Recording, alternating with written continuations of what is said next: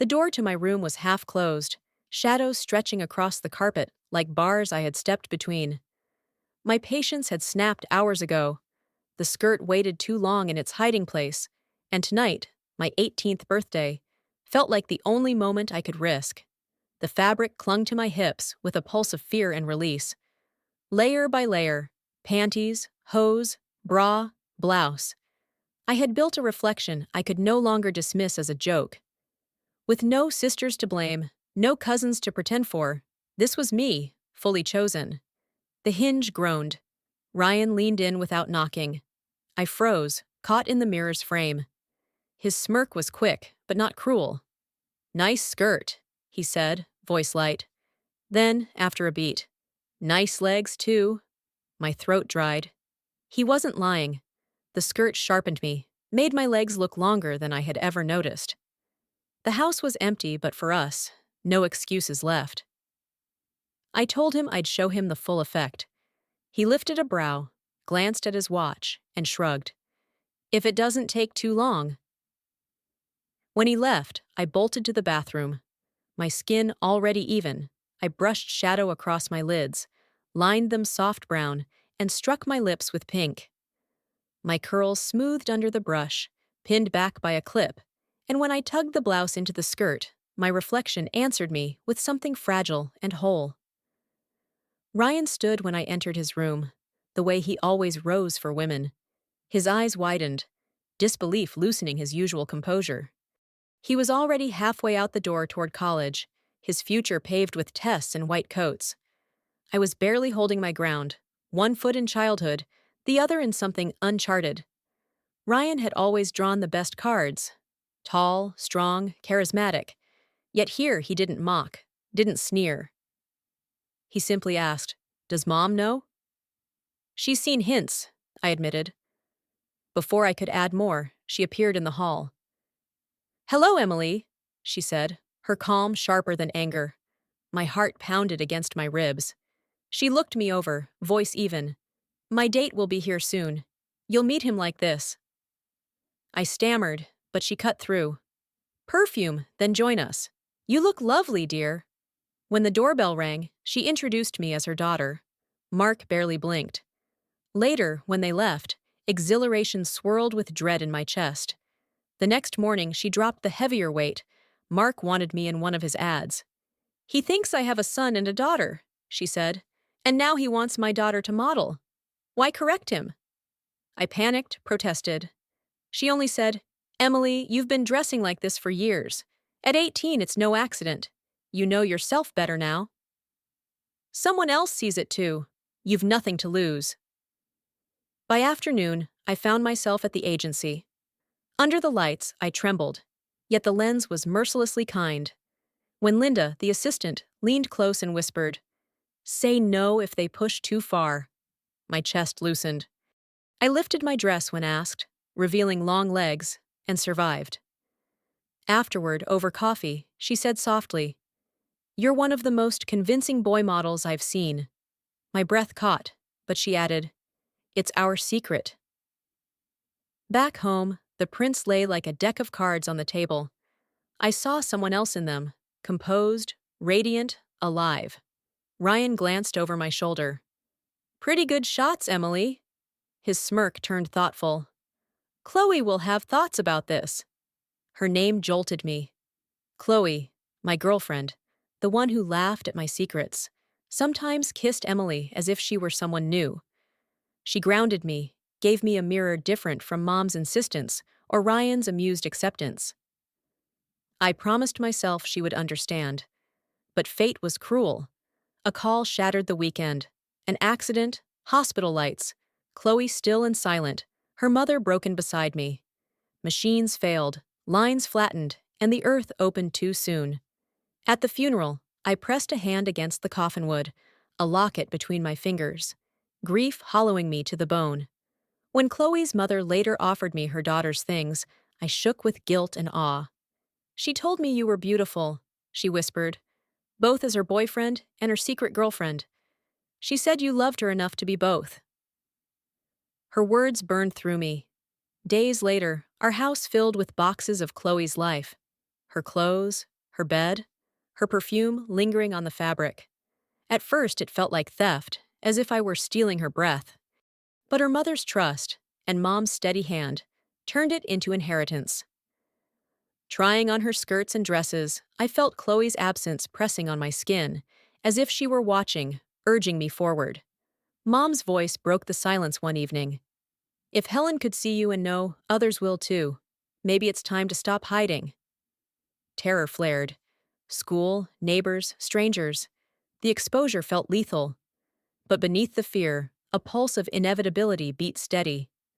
Chloe's clothes surrounded me, her memory inside every fold of fabric, and my reflection, half Emily, half Ethan, waited for the choice to be made. The new school was nothing like the one I had left behind. Mark had smoothed the path, his connections buying me a desk and classrooms filled with pressed uniforms and polished shoes. On paper, I was Emily Parker, 18, fresh transfer. In truth, I was Ethan rewritten, holding Chloe's locket like a passport into a country I wasn't sure would accept me. Walking through the gates that first morning felt like a dream, where every eye measured me. The administrator smiled, introducing me as our new student, Emily. I rose when asked, knees trembling, endured the weight of curious stares, and sat down again with my heart pounding. The routine was relentless: literature, math, history by day, ballet, and aerobics by dawn. At first I stumbled, body stiff and awkward, lungs burning. But discipline carved me thinner, stronger, more deliberate. Each night I collapsed into bed, and each morning I rose with muscles sore, yet subtly changed. Then came the appointments. No single clinic promised miracles. Instead, there were steps, each demanding patience. Voice therapy was first, sessions twice a week where every vowel felt like climbing a mountain, reshaping tone and rhythm until my old register dissolved into something lighter.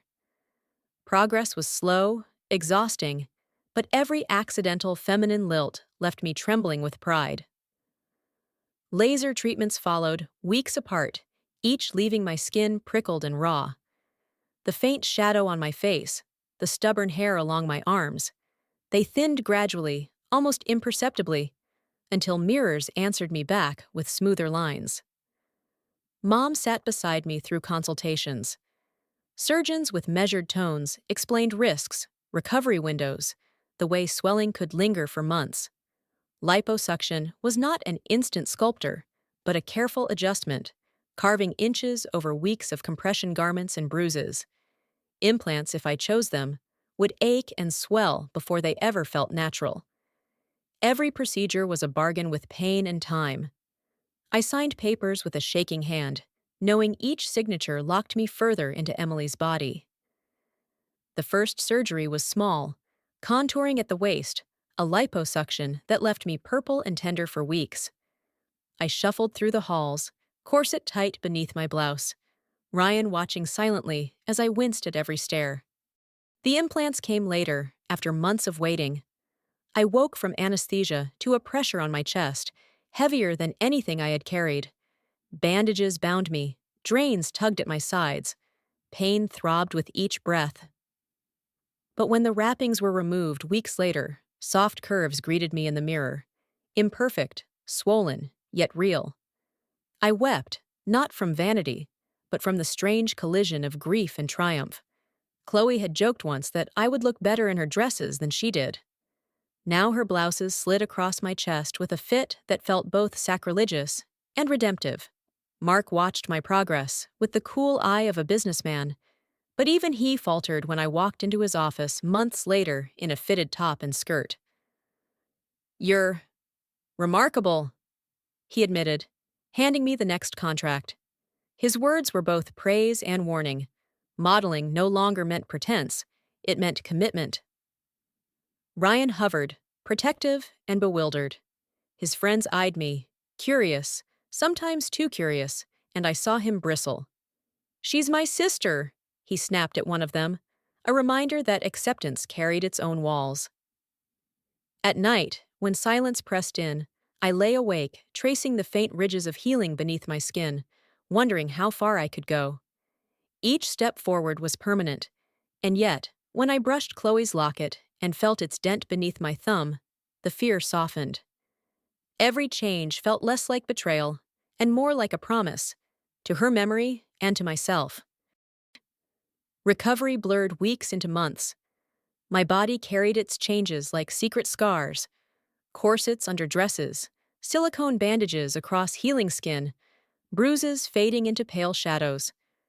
I learned to breathe past the pain, to carry myself with poise, even when every muscle begged for rest.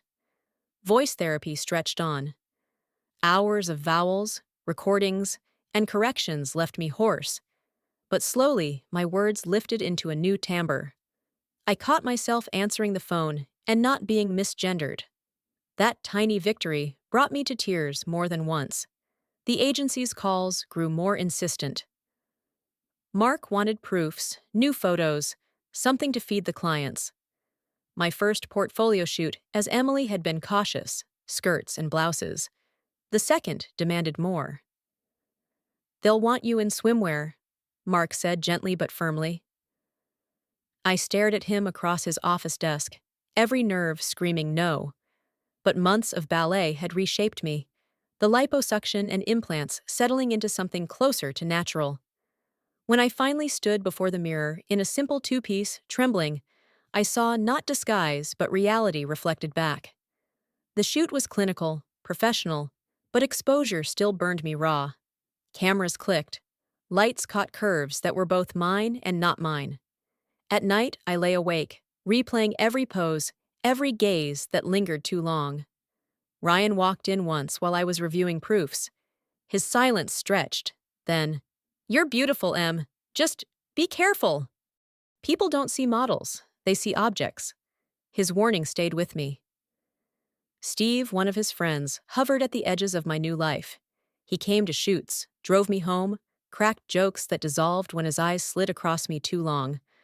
One night over pizza, he asked if I was going to accept the swimsuit calendar contract. My laughter was brittle. How can I not? It's a chance thousands of girls would kill for. "Girls," he echoed, as though testing the word. His smile unsettled me. At home, Mom confronted me with her own fears.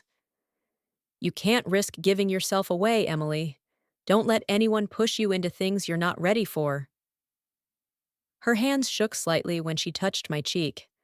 For all her composure, I realized she worried every bit as much as I did. The calendar shoot was relentless. 10 swimsuits in a single day, each smaller than the last, each pose pressing me closer to a line I wasn't sure I wanted to cross. The crew praised my professionalism, but inside I felt stretched thin, my identity balanced on a knife's edge. Fan letters poured in, some sweet, many not. Strangers wrote as if they knew me, as if Emily belonged to them. At school, whispers followed me through the halls. Some girls admired me openly. 2 even confessed their own secrets, hinting they too were caught between worlds. I listened, shaken, realizing Emily had become more than my mask. She was a mirror for others. Graduation arrived in a blur of cameras and caps. On my 18th birthday, contracts waited on the kitchen table. So did consultations for the final step. The clinic was quiet, clinical, merciless. I signed my name with a steady hand, though my heart quaked. Weeks later, bandages wrapped my body once more, pain lacing every movement. But when they came off, the change was undeniable. No more hiding behind padded garments. No more makeshift forms. My body aligned with my reflection at last. Standing in the mirror, stitches still tender, I whispered Chloe's name. Her locket pressed warm against my skin, as if she approved. Modeling offers doubled. Runways, magazines, ads. It was all mine now, as long as I could keep walking forward without faltering. And yet, at night, when the lights dimmed, I felt the weight of it all. The grief that never truly left. The family dynamics stretched thin. The desire that flickered in men's eyes. The constant fear of being discovered for what I was. Emily was celebrated. Ethan was erased. Somewhere between them, I was still searching for myself. The summer after graduation stretched wide and dazzling, but for me, it was measured in stitches and scars.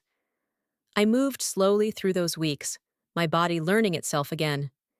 Each day, a fraction easier, each night still heavy with pain. But beneath the bruises, beneath the ache, something irreversible had happened. When I stood in front of the mirror one morning and slipped into a sundress without padding, without artifice, the image staring back at me was not invention. It was me, Emily. Mom's eyes softened when she saw me that day. "You have nothing left to prove," she said quietly. Her words, meant to comfort, only deepened the echo in my chest, because I still felt the weight of Ethan somewhere, like a ghost pressing against the glass of memory. Mark wasted no time. New contracts, new shoots, more ambitious than before. Runways in the city, editorials under glaring lights, calendars that sold faster than anyone expected. My face became familiar in places I had never set foot. Strangers sent letters, gifts, proposals written in shaky ink. I was celebrated, but always at a distance, as an image rather than a person. Steve lingered on the edges of this world, patient but insistent. He drove me home from shoots, shielded me from unwanted stares, joked until I forgot to guard myself. One night, under the dim glow of a motel lamp, I let the last remnants of Ethan slip away. Not because I owed anyone proof, not because of pressure, but because I wanted to stand in my body without fear, without pretending. It was less about desire and more about release, a moment where I chose, fully and freely. Afterward, silence pressed close, not heavy, but new. I realized that intimacy was no longer about hiding, no longer about passing tests. It was simply about being seen and being accepted. Yet even as the world applauded Emily, I carried Chloe's locket everywhere. In quiet hours, between rehearsals and fittings, I opened it, traced its dent with my thumb, and felt her presence steady me. She had been the first to see both halves of me, to love them equally. Losing her had carved a hollow that nothing else could quite fill. Ryan watched my ascent with wary pride. Protective, sometimes stern, but slowly adjusting to the fact that Emily was not a role I could step out of anymore. "Just remember who you are beneath it," he told me once. I wanted to answer, but the truth was complicated. Beneath Emily, there was Ethan, and beneath Ethan, someone else entirely, still emerging. Mom never faltered.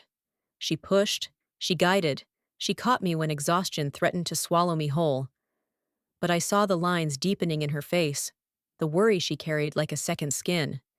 She had lost a daughter once, and in her way, she had chosen to build another. I wondered often if she grieved Ethan even as she encouraged Emily. On the runway, under lights that blinded me to the crowd, I walked with a poise that ballet and grief had both taught me. Each step was impossible until it was already behind me. Each pose, each contract, each applause was a reminder that I had turned survival into performance. In the end, I was not a secret, not a scandal, not an illusion. I was simply Emily. But in the silence after the camera stopped clicking, I still felt the girl I had loved, the boy I had been, the family that had shaped me, the mirrors that had once terrified me. All of them walked with me, unseen, but never gone. And maybe that is the truth I had searched for all along. Emily was real, not because the world believed in her, but because I did.